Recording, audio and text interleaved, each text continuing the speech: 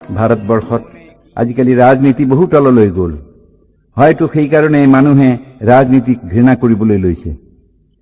ৰাজনীতিক পণ্য দ্ৰব্যৰ দৰে ব্যৱহাৰ হোৱা দেখি ৰাইজে আস্থা হেৰুৱাই পেলাইছে।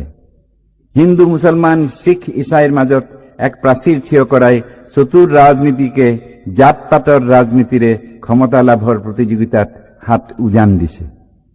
এইবোৰ দেখি শুনি দুখ লাগে। সংখ্যালঘু সংখ্যাগুৰুৰ সংজ্ঞাৰে মানুহক ভাগ ভাগ কৰাৰ ৰাজনীতিক মানুহে ঘৃণা কৰিবই। পিছে আজান ফকীৰক জানো কোনোবাই সংখ্যালঘু সংখ্যাগুৰুৰ সেইডাল শিকলিৰে বান্ধি ৰাখিব পাৰিব?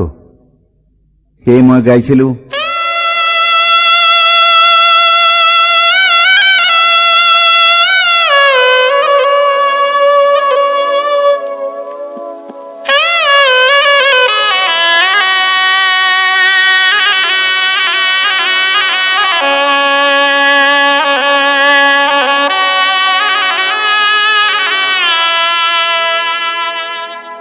আল্লাহর বিনে কেউ নাই